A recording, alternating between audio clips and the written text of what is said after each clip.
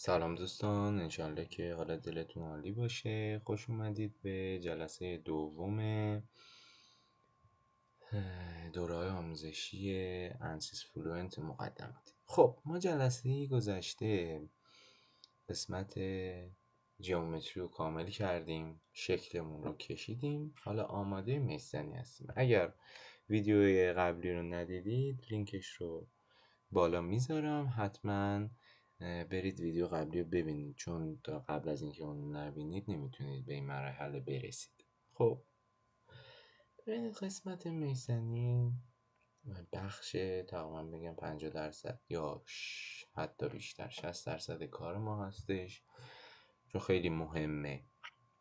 ما حالا بذارید بریم جلوتر. ببینید دبل کلیک میکنید، دیگه نیاز به راست کلیک کردن نداره. اینجا دبل کلیک میکنید، برنامه براتون باز میشه. خب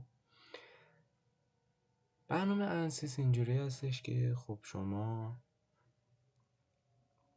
بر اساس مش هایی که میزنید، الان میاد بهتون میگم مش به چه معنا هستش، یه سری جواب ها میگیرید. اگه مش مناسبی نداشته باشید جلوتر که میرید به مشکل برمیخورید. خب اینجا ببینید توی این قسمت، حالا اینم من اینجوری بکشم که راحت تر، ما مش زنی داریم. یعنی چی؟ یعنی میایم این صفحه‌ای که کشیدیم رو به قسمت‌های کوچکی تقسیم میکنیم که حالا جلوتر بهتون میگم تو هر کدوم از این قسمت‌ها معادلات نویر استوکس حل میشه و حالا جواب‌ها رو به ما میدن. اولین کاری که میکنیم اینه که اینا رو باید بریم به قسمت کوچیکی تقسیم بکنیم که به این میگن حالا مش زنی.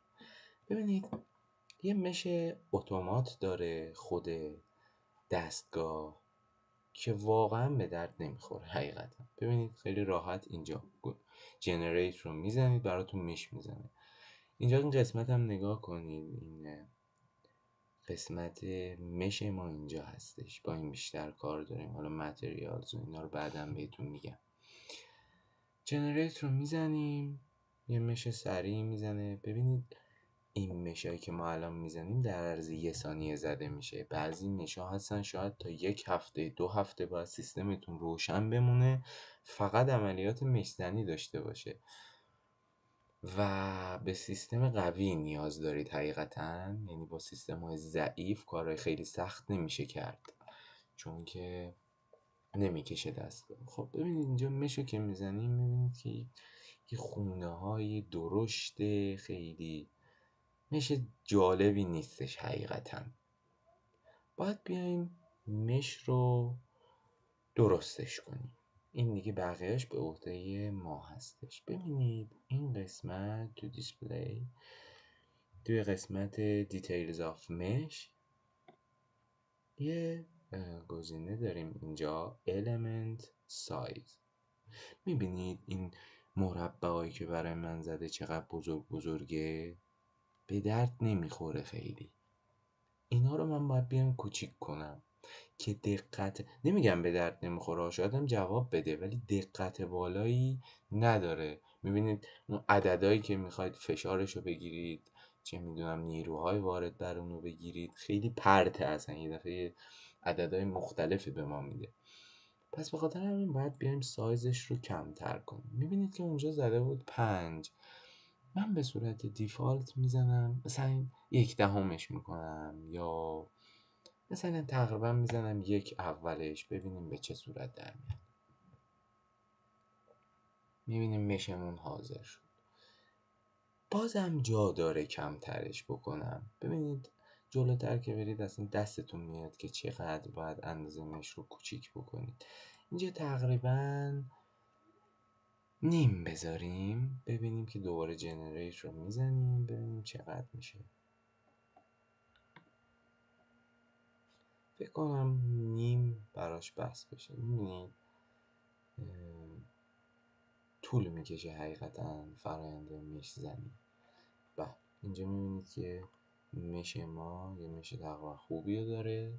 حالا ببینید این جسمی که اینجا داریم ما، خب این جسم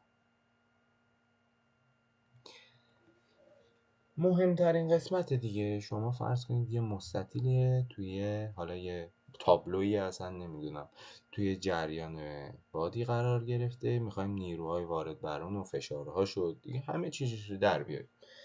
پس این اطراف برای ما خیلی مهمه نسبت به اینجاها. اینجاها برای من مهمه؟ نه خیلی. اینجاهاست که برای من مهمه اگر دقت کنید. خب یه دونه کنترل من خراب شده انگاری. درست شد. اینجاها پس برای ما مهمتره. حالا یه گزینه دارید اینجا مش، راست کلیک میکنید اینزرت سایزینگ. سایزینگ چیکار میکنه؟ میاد به ما میگه که آقا جان اینجاها رو برای من ریزتر کن، اینجاها برای من مهمتره، مشم میخوام ریزتر باشه، نمیخوام همه جامو ریز کنی، اینجاهایی که برام مهمه رو ریز کن. خب خیلی راحت از شما جیومتری اول میخواد بخونید، هر چیزی که میخواد ازتون بخون. جیومتری میخواد کجا؟ آقا من اینجاها رو میخوام ریزتر بشه، اینو میزنید اپلای. حالا element size اولیه‌مون چند بود؟ نیم بود. حالا من اینجا میکنمش چه میدونم 1/10 که ریزتر باشه، یا 0.15 ریزترش میکنم. حالا میشه که برای من زد، میبینید که فرقش چقدر. حالا من استوب بکنم که خیلی تایممون گرفته نشه.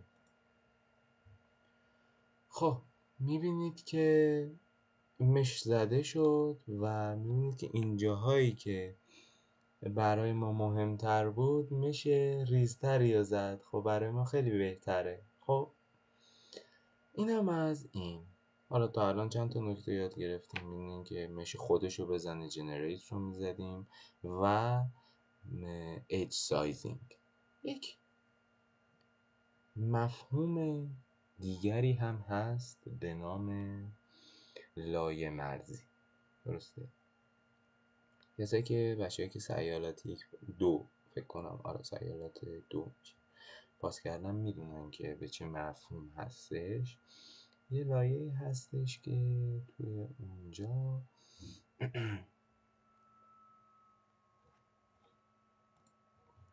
ما تنش برشی رو در نظر میگیریم و برای ما اهمیت داره. خب ببینید این لایه مرزی چی هستش؟ این بغله دیواره های مستطیل من میبینید. این فرض کنید یه چه میدونم تابلوی هستش که داخل جریان باد قرار گرفته. اینجاها برای من خیلی مهمه، اینجاها رو من باید لایه مرزی بزنم. لایه مرزی یه چیزی هستش به نام اینفلیشن که باید یه سری اعداد خاص داره که باید اونا رو پیدا کنم. حالا من توی گزینه مش یه اینزرت، همون جایی که سایزینگ میزنیم، اینجا یه گزینه داریم به نام اینفلیشن.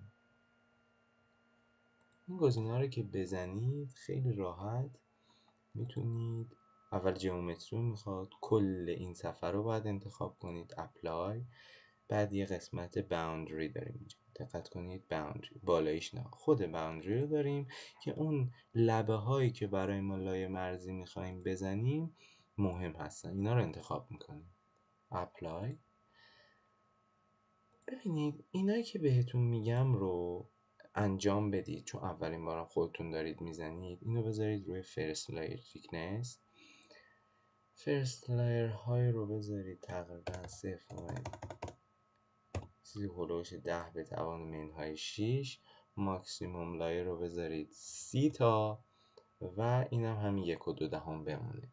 اینا رو تو جلسات آینده کامل در موردشون صحبت میکنیم که چی هستن. اصلا من میرم روی کتاب بهتون نشون میدم، کتاب وایتون میارم بهتون نشون میدم که چی هستن، به چه درد ما میخورن. ولی تا اینجا اینا رو از من بپذیرید، جلوتر بهتون توضیح میدم. این عددا هم با استفاده از یک برنامه به نام وای پلاس کلکولیتور به دستشون میارن عدداشو و میذاریم اینجا خیلی راحت، هیچ کار خاصی هم نداره. حالا اینفلیشن ما رو اینجا میزنیم.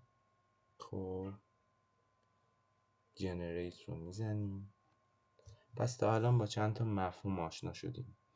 یکی خود مش، ایج سایزینگ، اینفلیشن. میگم چون ابتدای راه هستیم همه رو نمیتونم توی یه جلسه بهتون بگم، خیلی طول میکشه، تایم ویدیو زیاد میشه. من سعی میکنم هر جلسه، این دفعه مثلا مستطیل بود، دفعات بعد نازل، دیفیوزر، لوله انبساطی، لوله، اینا براتون بیارم، هر دفعه براتون توضیح بدم. کسایی که از اول با من پیش بیان کامل متوجه میشن. خب میبینید که مش ما زده شد. خب حالا مفهوم اینفلیشن رو خواستم بهتون بگم. اول من اینفلیشن رو پاکش میکنم. به چه دلیل؟ حالا جلوتر بهتون میگم. توی قسمت ستاپ میام برمیگردم اینفلیشن رو میزنم، ببینیم چقدر فرق میکنه اینفلیشن داشتن یا نداشتن. مفهوم مهمیه. حالا خب تا اینجای ویدیو چیز دیگه ای نمیمونه بهتون. اینجا رو بهتون ببینم. خب فقط قبل از اینکه این مبحث رو تمام کنیم یه چیز دیگه هم بهتون بگم. ببینید این مشی که میزنید بالاخره باید یه استانداردی داشته باشه، ببینید خوب هستش یا نه.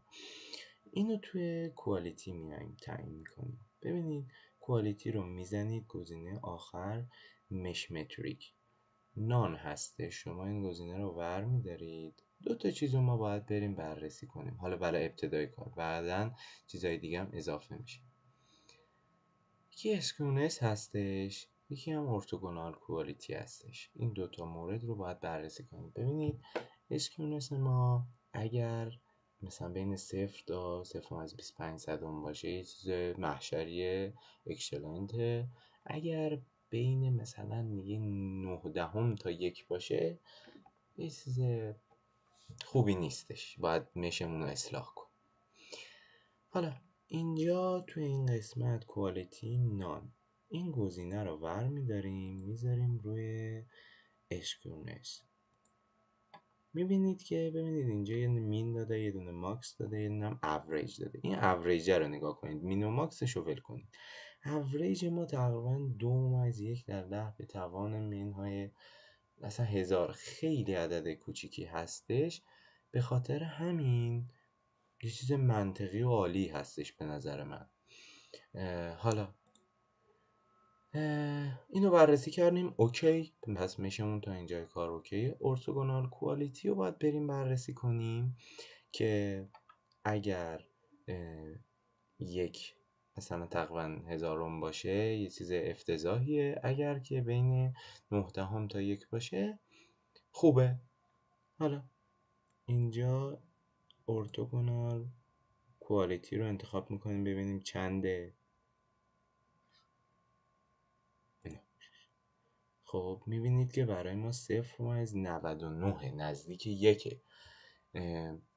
با خیلی چیزهای ساده میبینید که یه مش فوق‌العاده‌ای زدیم و مشمون تا اینجای کار ایرادی نداره. پس این دوتا گزینه هم حتما چک کنید توی مشتون.